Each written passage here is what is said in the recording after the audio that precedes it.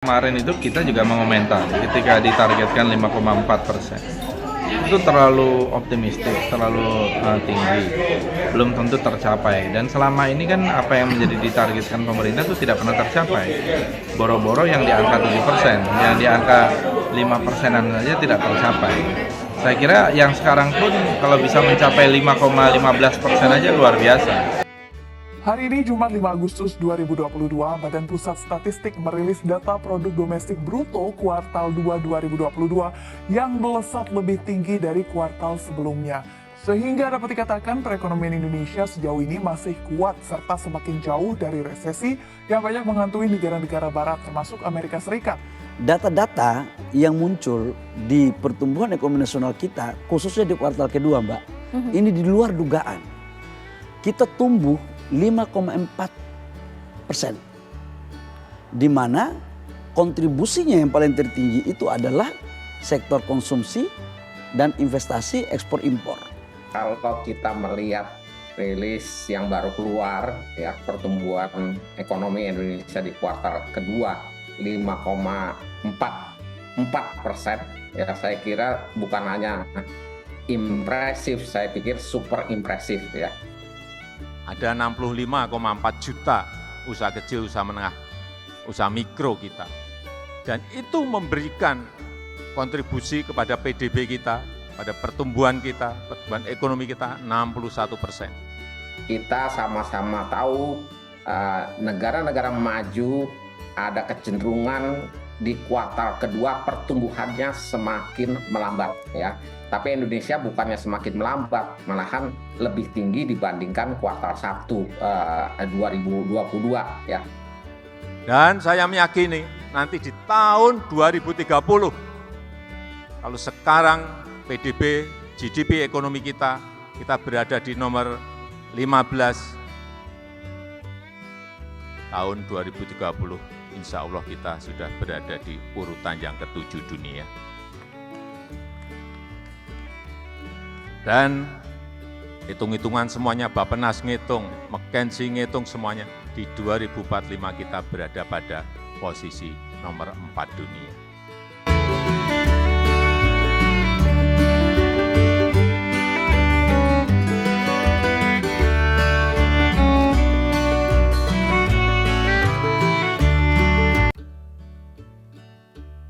Dulu Freeport, bertahun-tahun saya perintah untuk membuat smelter saja, untuk industrialisasi smelter saja, nggak pernah didengerin. Tapi begitu Freeport, sekarang 51% menjadi miliknya BUMN, menjadi milik kita. Tahun lalu smelter langsung saya perintah, langsung dibangun, karena sudah milik kita sendiri, mayoritas milik kita. Langsung dibangun di Gresik. Nanti kita lihat dari tembaga ini akan di smeltering ini akan dapat berapa miliar kita belum tahu. Tapi saya meyakini bisa lipat juga sama, 20 kali yang biasanya kita kirim. Kadang-kadang kita kirim bukan hanya tembaga saja, bahan mentah kita kirim, di dalamnya juga ada emasnya juga. Mana kita tahu, nanti kalau sudah smelternya jadi baru kita tahu, 40 tahun lebih mungkin kita dibohongi, emasnya mungkin lebih banyak dari tembaganya, tapi saya belum bisa menyampaikan karena memang belum dilakukan produk di smelter kita. Tembaga stop, boksit stop.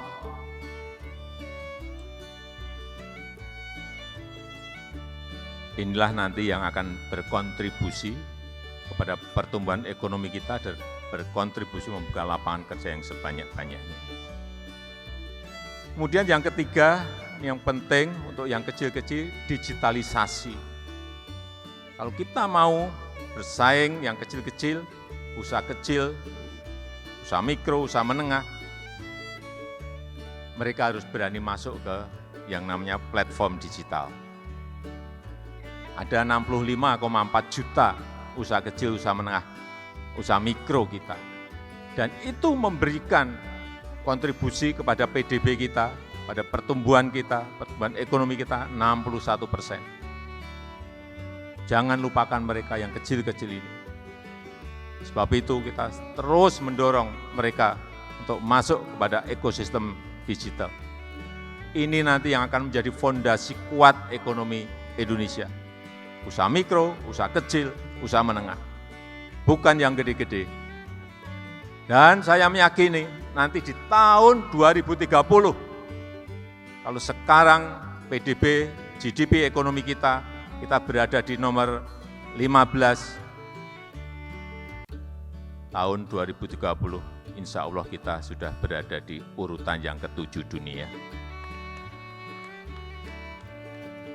Dan hitung-hitungan semuanya, Bappenas ngitung, McKinsey ngitung semuanya, di 2045 kita berada pada posisi nomor 4 dunia.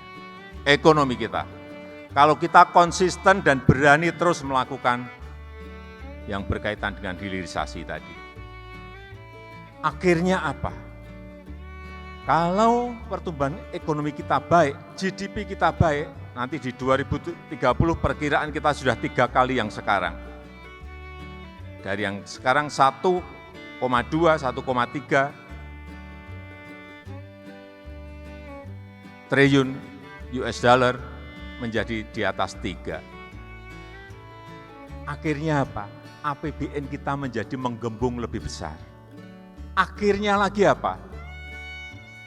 Porsi anggaran untuk gaji, untuk pensiunan juga akan lebih besar.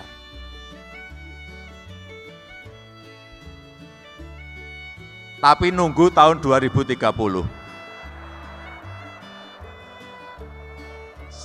Sebentar, saya sampaikan, tadi guyonan. Saya sampaikan yang disampaikan oleh Pak Doni Monardo tadi. Saya tahu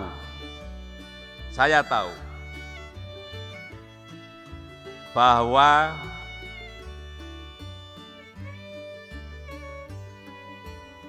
gaji pensiun untuk Tamtama itu berada di angka 2,6 juta, betul.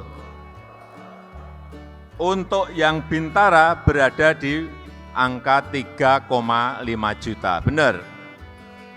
Dan untuk yang perwira pertama, kapten itu 4,1 juta. Betul. Saya tahu apalagi yang berada di Jabodetabek. Angka ini adalah angka yang memang masih sangat kurang.